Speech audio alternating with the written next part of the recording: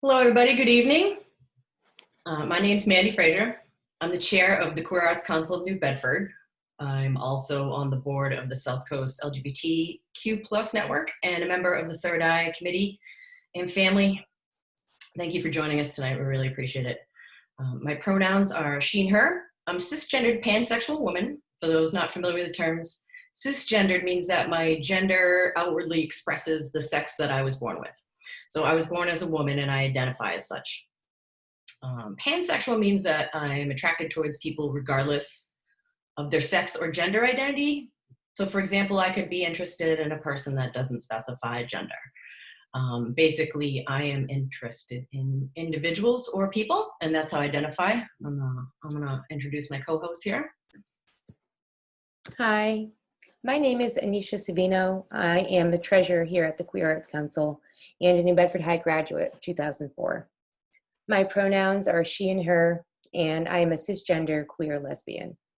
And thank you to New Club Podcast for holding this space tonight. It's a great opportunity to have this conversation with everyone. Indeed. And yeah, we're having this conversation right now because we've decided to forego our Pride block party this year. And I'm going to read an official statement from the Queer Arts Council right now. AHA Pride Committee and the Queer Arts Council of New Bedford stand in solidarity with Black communities against the continued violence experienced at the hands of an unjust system and police brutality. 400 years of slavery, Jim Crow, segregation should be reasons enough to say Black Lives Matter. Economic and legal systems that perpetuate violence and trauma demand that we do more now. George Floyd, Rita Hester, Malcolm Gracia, and Tony McDade are only some of the most recent names on a long list of stolen lives. Taking legal action, signing petitions, exercising our First Amendment rights, voting, and financially supporting Black artists, businesses, communities, and organizations can make a difference in the future. In supporting LGBTQ+ artists, we recognize a shared history of systemic oppression that is doubly harmful for LGBTQ+ people of color. White LGBTQ+ culture and individuals benefit greatly from the struggles and victories people of color, queer or otherwise, because of the civil rights movement. It's imperative that LGBTQ+ people stand together with our community and non-queer people of color. And that's why the AHA Pride Committee and Queer Arts Council, we've chosen to postpone our previously planned block party tonight and instead are participating in this community conversation.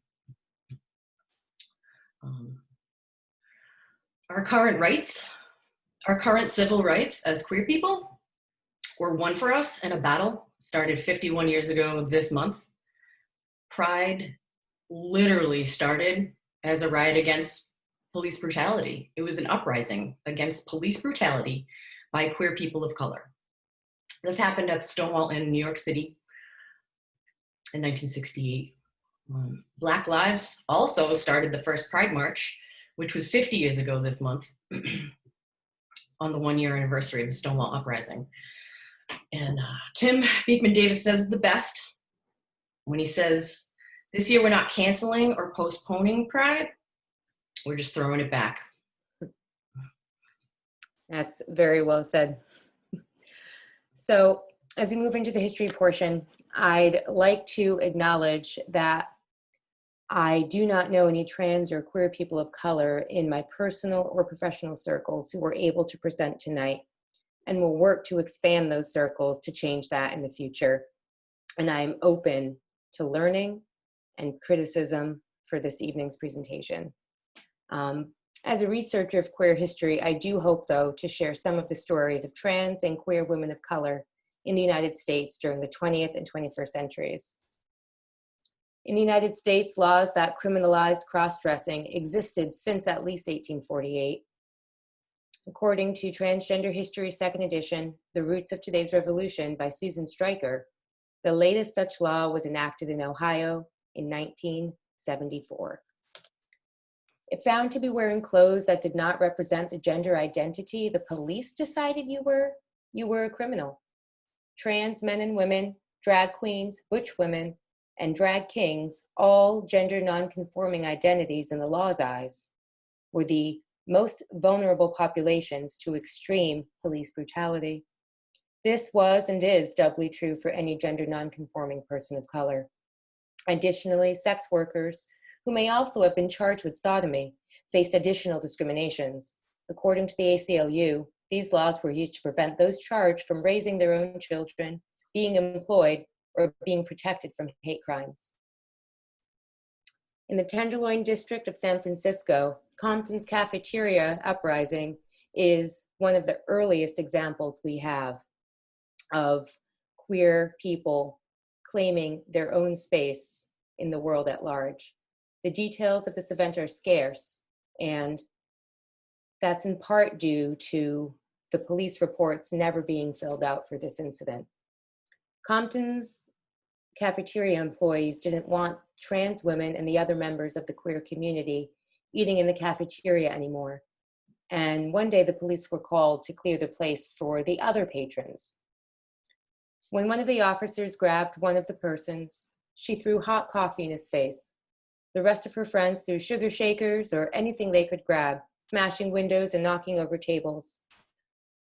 The community picketed for being banned from the establishment, and some were arrested for obstructing the sidewalk.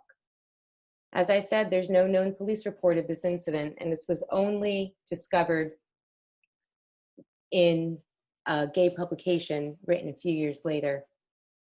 Felicia Flames Elizondo, a local in the Tenderloin district, said of her and her community at the time, "A lot of people thought we were sick, mental trash.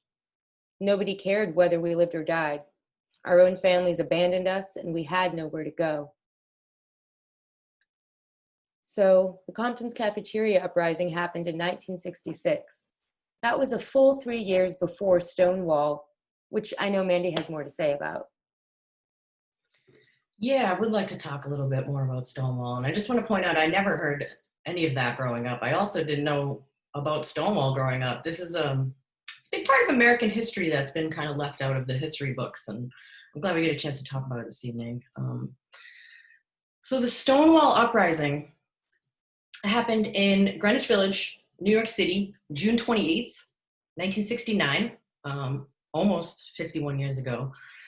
In contrast to Compton's, Stonewall has become more of a codified piece of modern history, even if the details are a little contested by those who were there. And the simplified story is this. Stonewall Inn was a mafia-owned gay bar in Greenwich Village in New York City, and it was one of the only safe places for gay people to gather was at a mafia-owned bar, and that's because in the 70s, apparently, late 60s, early 70s, they would, the bar owners would pay off the cops for the liquor licenses and pay no attention to the queers. But usually, if they weren't tipped off, the cops would raid the bar. What would happen is the NYPD would come in, physically inspect people dressed in women's and men's clothes in the bathroom, see who could be arrested. They lined everyone up with their IDs. And this would happen over and over every night. People would just comply. And I've heard this from a friend, David Velasco Bermudez, who was a Stonewall veteran and who was there that night, and always appreciative of David sharing his story. He's a Puerto Rican New Yorker who now lives on Cape Cod, and we're always grateful to him. Shout out to David if you're listening tonight. He was nice enough to share his whole story with us last year. So what he says is basically, the matter of fact is that night somebody said, no, we're not lining up. We're not showing your RDs for existing. We're legal age to drink. We're just here after work having a drink. All we want to do is hang out with our friends. So no. And one thing led to another. Things started to get a little feisty this one night. Also, sorry, the police were not tipped off this one certain night. So they came in, raided the bar, folks were lined up. Someone said no. Some folks who witnessed the event that night said this was the night the NYPD intended to close the bar for good. The police were more aggressive than usual, allegedly sexually assaulting at least one person and planning to bring the whole bar to the station. While waiting for enough transport vehicles, NYPD locked patrons in the bar. There's about 100 to 150 people watching outside the bar as they brought the patrons out who were bowing and performing lavish exits as they were being arrested. You could hear shouts of gay power, and someone started singing "We Shall Overcome." Stormy De La Rive, a butch lesbian of color and village local, asked, "Why don't you guys do something?" as the New York Police Department forced her into a van. The streets then erupted. Garbage cans were set on fire. Bricks from a nearby construction site became weapons and defense mechanisms, and tires were slashed. The crowd outnumbered the police by hundreds that night.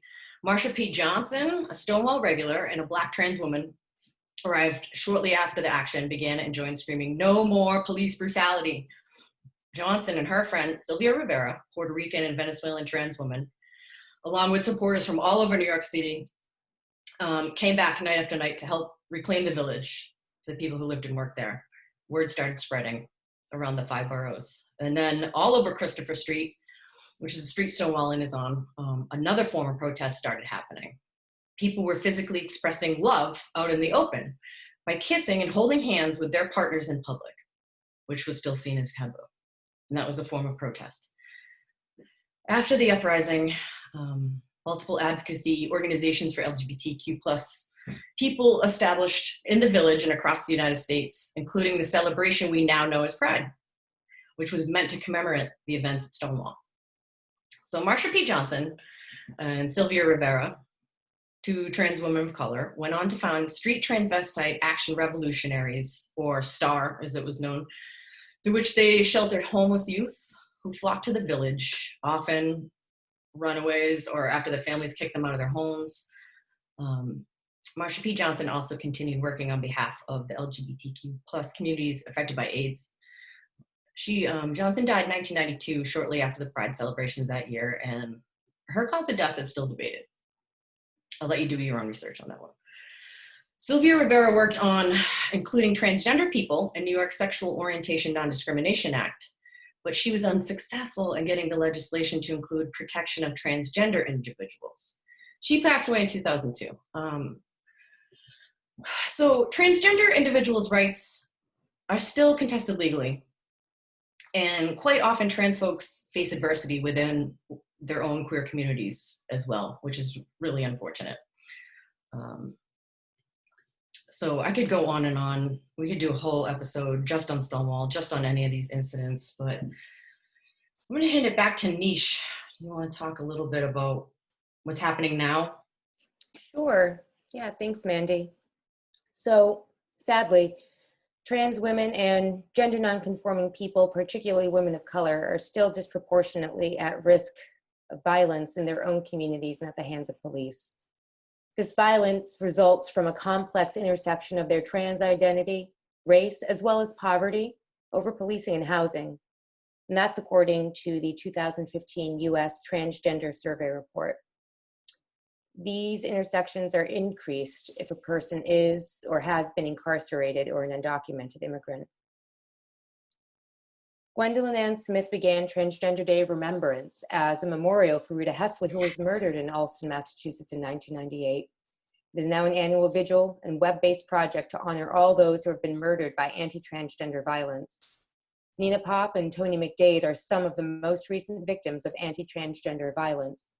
And additionally, 78% of trans and gender nonconforming youth experience discrimination based on their gender identity. These are recent statistics. These aren't history yet. Back in the Tenderloin District of San Francisco, the Transgender Cultural District is the world's first such designation. Founded by 3 Black trans women, including Aria Saeed in 2017, the Transgender District includes the location of Compton's cafeteria and provides community and cultural support for the residents, many of whom are trans or gender nonconforming. The community developer has donated $300,000 for preservation in the district. And it should be noted that this district is only in existence through the activism of trans women. Marsha P. Johnson State Park was dedicated in February of 2020 and is located in along the East River in Williamsburg in Brooklyn. In 2013, queer Black women created Black Lives Matter and its worldwide network. And as the website states, quote, "We affirm the lives of Black and queer trans folks, disabled folks, undocumented folks, folks with records, women, and all Black lives along the gender spectrum. Our network centers those who have been marginalized within Black liberation movements," end quote. To learn more about being a better ally for trans youth, visit the Trevor Project's A Guide to Being an Ally to Transgender and Non-Binary Youth. For they're the future, and we want this history to be history. Thanks for listening, and if you'd like to learn more, please visit the Queer Arts Council's page on Facebook for links and resources.